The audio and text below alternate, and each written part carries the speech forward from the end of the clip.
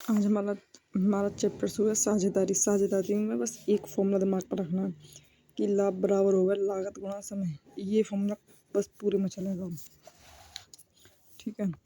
साझेदारी में दो चीज़ें रखनी, एक सक्रिय एक निष्क्रिय। सक्रिय वाले को थोड़ा बंटवारे से भी ज़्यादा फालतू मिले, कुछ जो उसका काम करने का समय मिले। ये वाला फॉर्मूला हमें ध्यान रखना है। लाभ बराबर लागत गुणा समय। एक्स वाई और जेड ने व्यवसाय में क्रम से 4,000, 6,000 और 8,000 निवेश किए।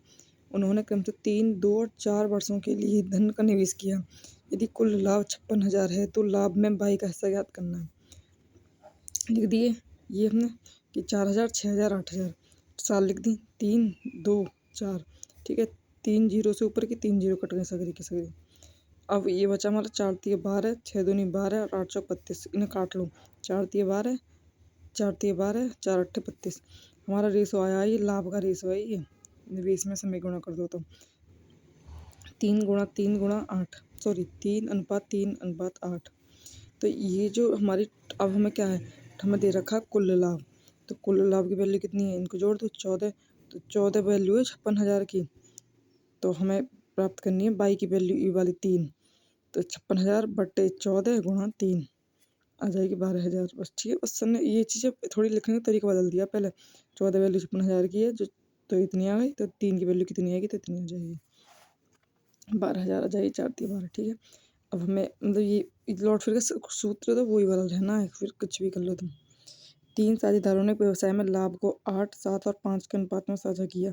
उन्होंने अपनी पूंजी क्रम से 7 महीने, 8 महीने और 14 महीने के लिए निवेश की। उनकी पूंजी का अनुपात ज्ञात करना है। तो देखो समय ऊपर लिख दिया हम, निवेश कुछ अभी हमें फाइंड करना है निवेश क्या है। समय हमारा 7, 8 और 14 दे रखा है। लाभ हमें 8, 7 और 5 का रेशो दे रखा है।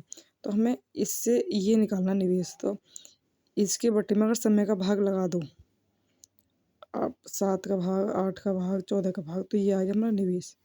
अब पूछे ही हमसे निवेश का अनुपात है, पूंजियों का अनुपात। पूंजी पूंजी निवेश एक ही चीज़ है, ठीक है।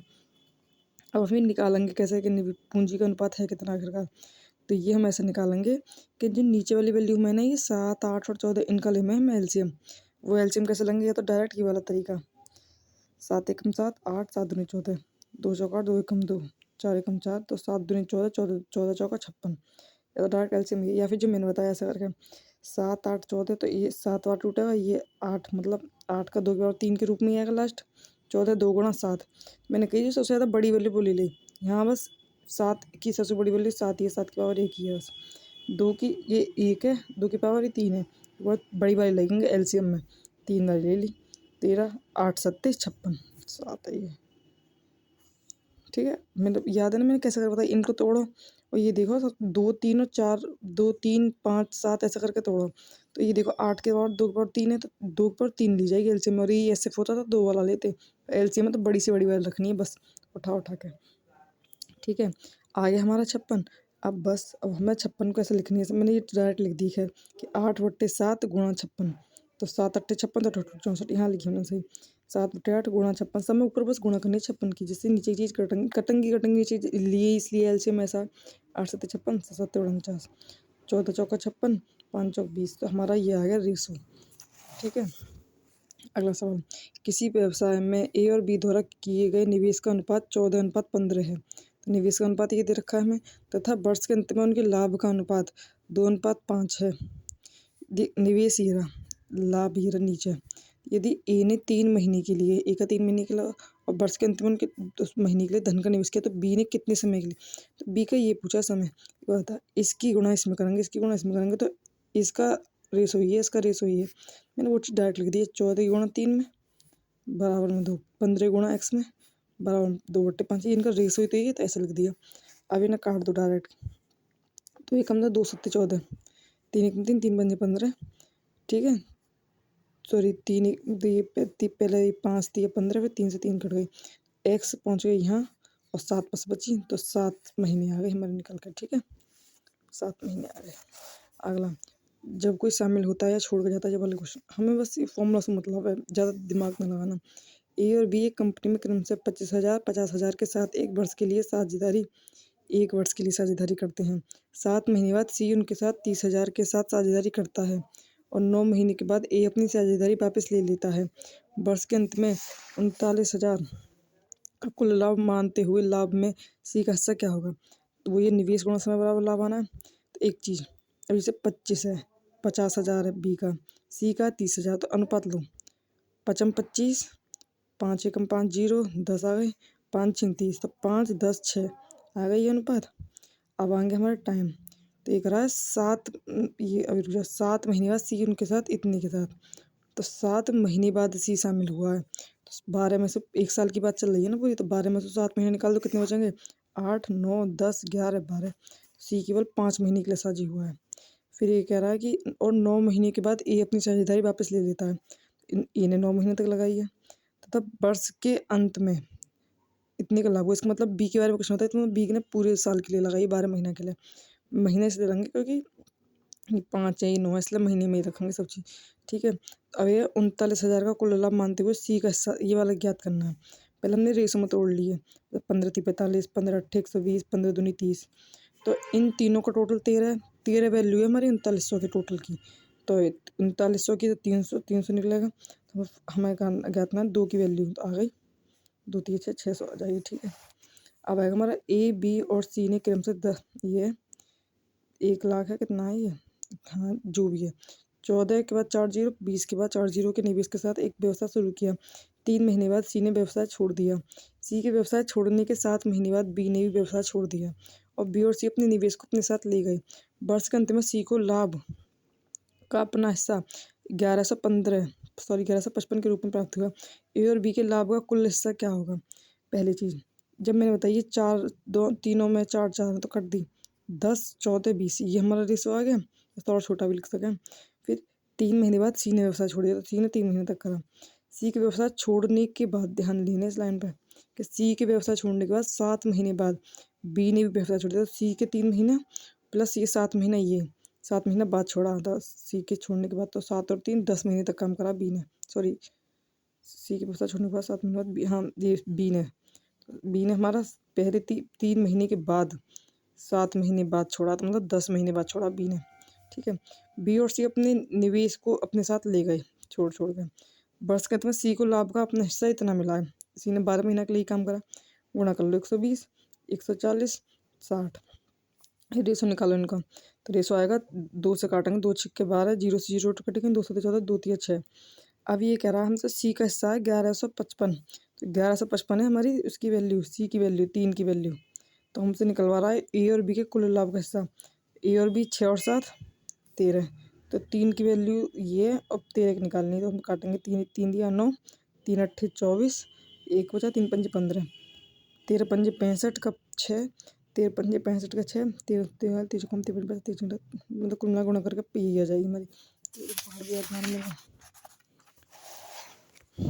हमारा अगला सवाल, पूंजी में वृद्धि या कमी। मतलब साझेदारी में तो देख रही ना क्या कमी क्या बढ़ोतरी, बस करती जाना आँख बंद करके।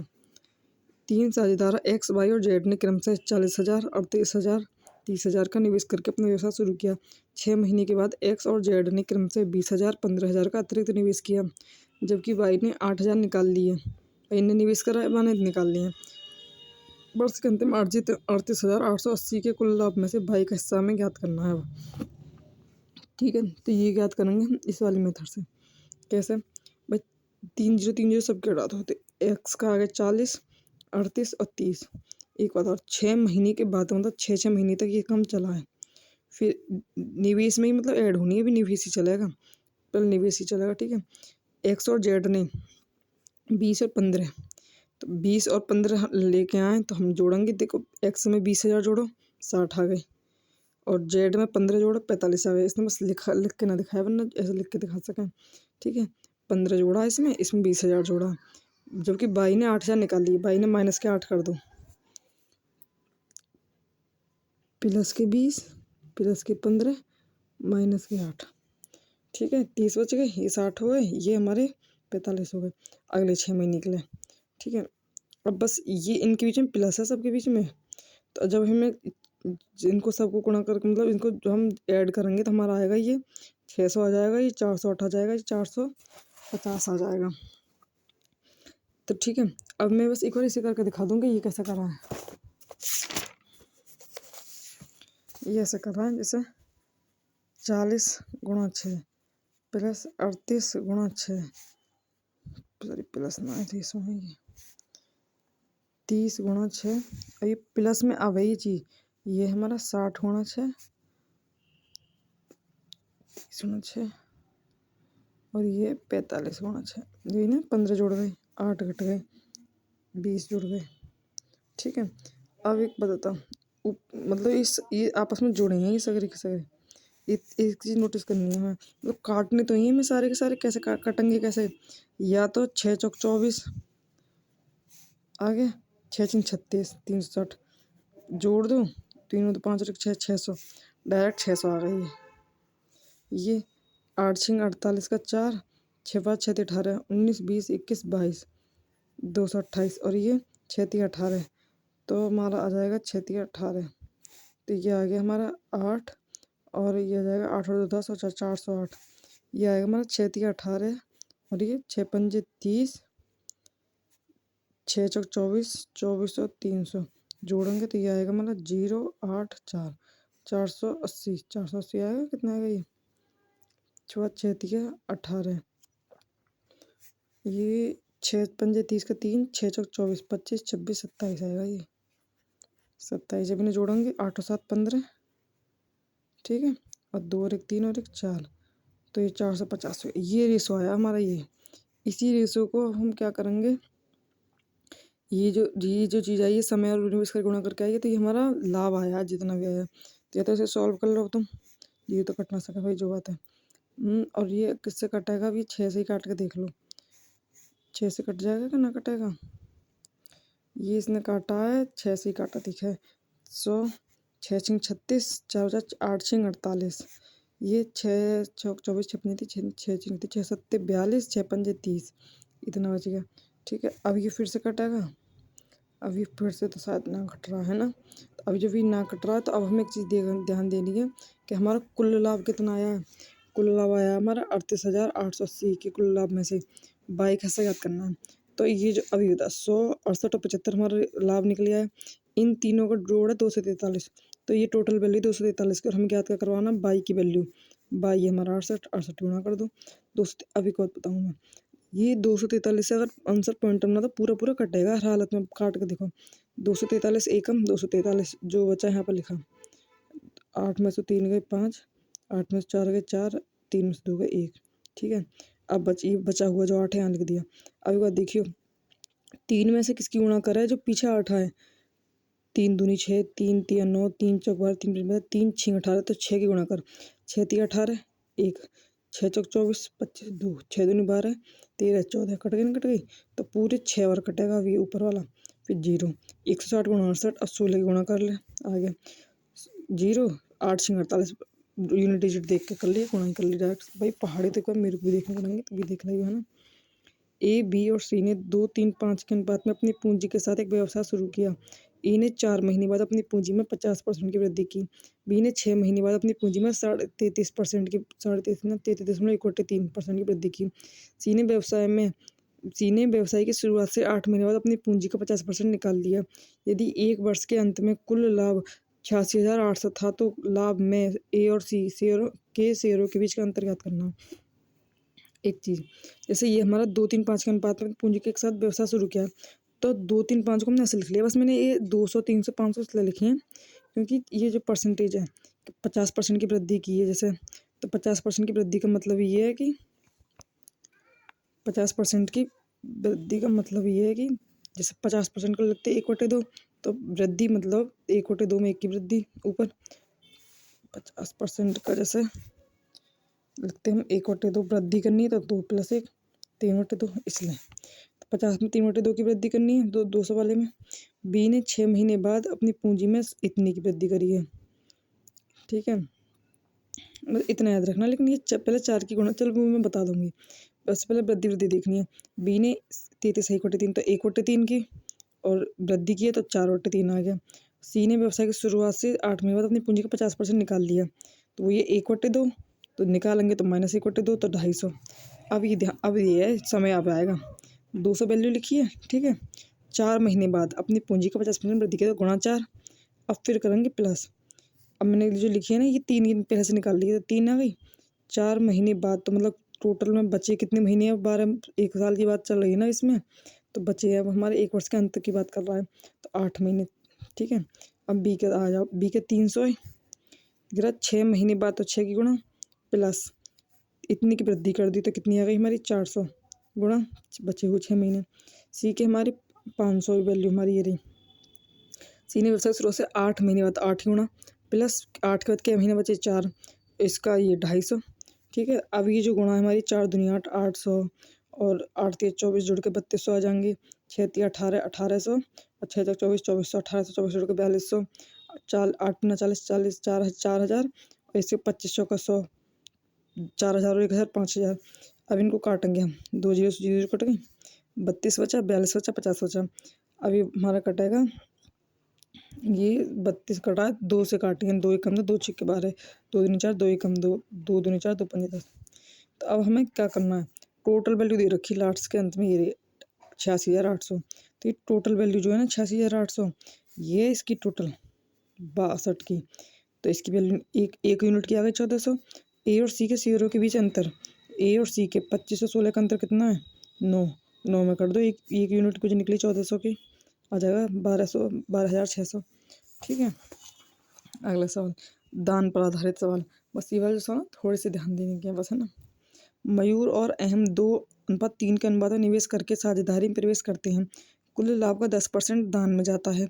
यदि अहम का हिस्सा 4,860 है तो अर्जित कुल लाभ क्या है। मयूर और अहम निवेश ये रहा, जब टाइम ने दे रखा हो तो इसका मतलब वही हमारा लाभ आ जाएगा, क्योंकि वही है। ठीक है, तो 2:3 लाभ भी आ गया हमारा। अब ये टोटल जो है ये लाभ है भाई 5, मतलब 5 ही तो आएगा लाभ भाई। यूनिट डिजिट में ऐसे देखा जाए तो अहम का हिस्सा कितना है 4,860, तो मतलब अहम वाला जो हिस्सा है ना ये, इसकी वैल्यू दे रखी है ये रही 4,860 की वैल्यू है हमारी, अहम की 3। ठीक है, तो अर्जित कुल लाभ, ये जो वैल्यू दे रखी है ये हमें 3 की दे रखी है। जब 1 की निकालेंगे तो कितनी आ जाएगी 1620 आ जाएगी, 5 की निकालेंगे तो इतनी आ जाएगी, टोटल की निकाल ली, टोटल की लाभ ये रहा। 3 एकम 3, 3 6 18, 3 दूनी 6, 5 की गुणा कर लो, 5 0, 5 दूनी 10, 1, 5 6 30 और 1 31, 3 5 एकम 5 और 1 3। ये आया टोटल लाभ। पर एक चीज़ ध्यान देनी है, ये जो टोटल लाभ आया है ना ये 90% की वैल्यू है, क्योंकि 10% तो ऑलरेडी दान दे चुके हैं हम, बचे हुए 90% में से तो बंटवारा हुआ दोनों का।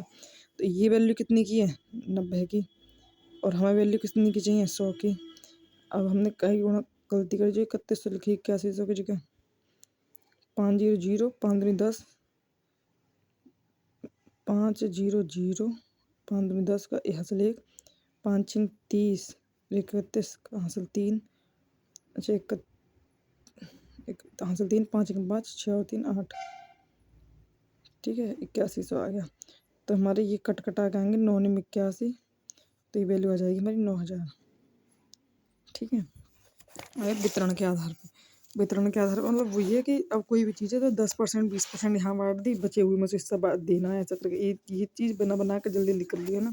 देख, ए और बी 30,000 और 20,000 का निवेश किया और कुल लाभ का 80% उनके बीच समान रूप से वितरित किया गया।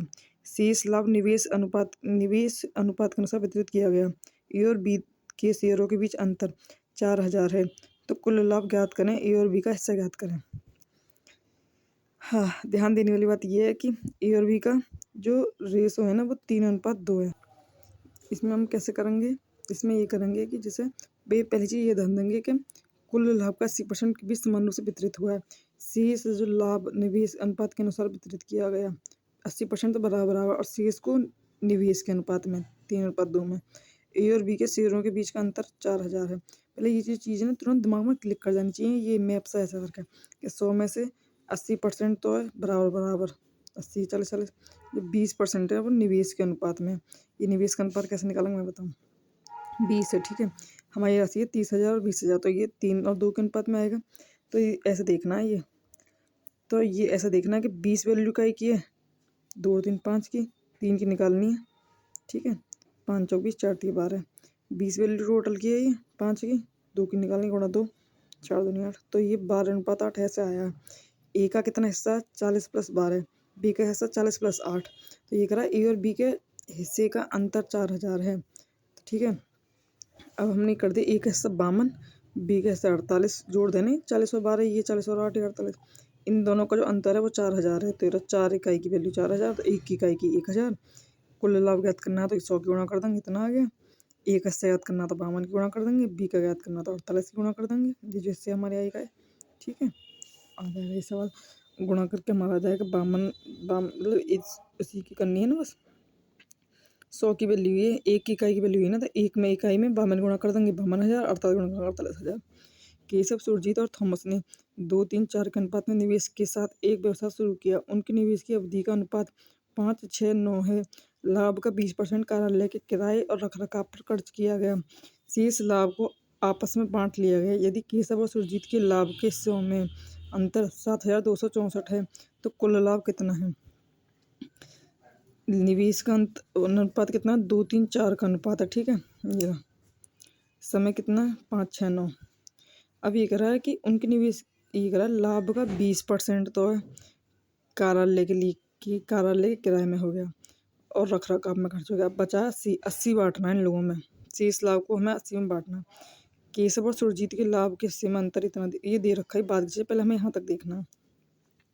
तो मतलब पूंजी दे रखी है और हम अब तो किसी निवेश करें, पहले अपन सब पूंजी लिखा करें।